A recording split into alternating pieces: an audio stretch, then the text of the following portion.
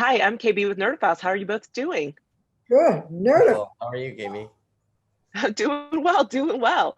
I'll start with you, Holland. Joan is a firecracker who never holds back. And even though her enrollment is down, you can still see that she has a passion for not just the literature, but career as well. So, can you talk a little bit about what she learns from Bill, Yaz, and even IT guru Horatio about kind of taking back her life and her career and not letting kind of change happen to her without a fight? Well, I think she was feeling very, very dismissed, very put to the side, very discarded, and very not taken at her value. And those things have happened to her and things in her past that have diminished who she is. But I think so it's hard for her to recover. But I think those people do exactly that. They allow her to just recover her footing and not dwell on the past, but to take charge of what she can in the moment, which is good advice for all of us. But she is fiery. You picked a very good adjective. She fire is good, and she's sort of at the end of her rope in some ways, but she isn't going to go down without a lot of flash. And so it's a wonderful character to play. Yeah, yeah, she's actually one of my favorites on the show because she's just so wild, and I love that about her, that energy.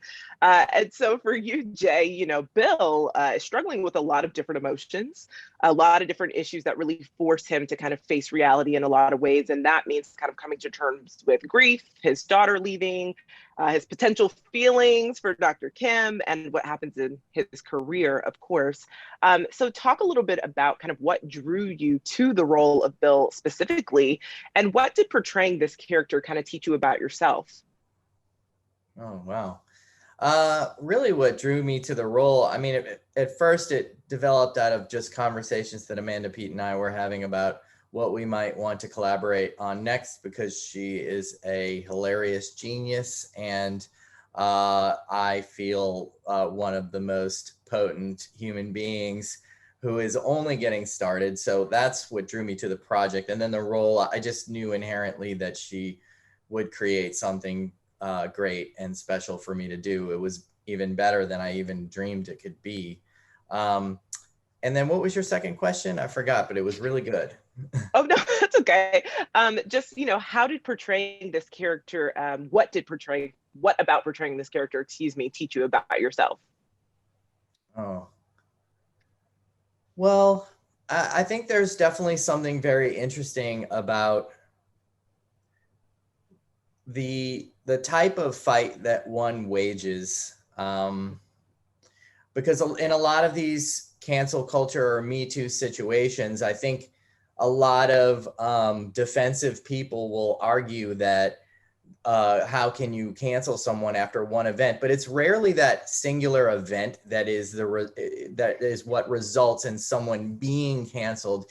It's generally the handling of the event that either reveals whether it's revealing of that person's MO in general in life. And so often what happens is you're handed a rope and you can hang yourself with it, or you can use it to climb out.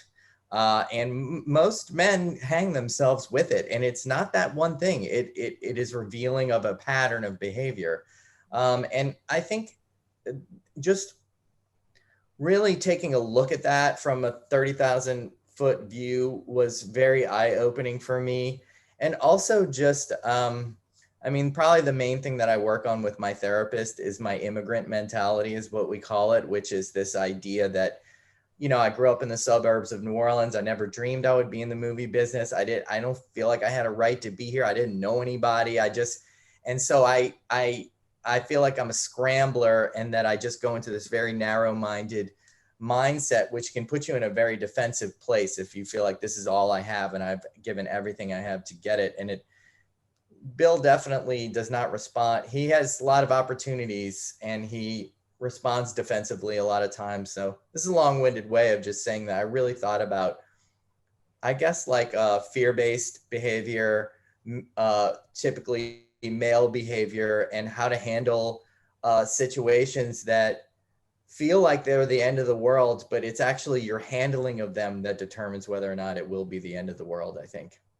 Yeah, Because I think human absolutely. beings there are some human beings who want to take people down, but I think the majority of human beings want improvement and they want to see people do well. And I think that's this piece of art that we're talking about right now as well, is that opportunity to see hope in difficult situations.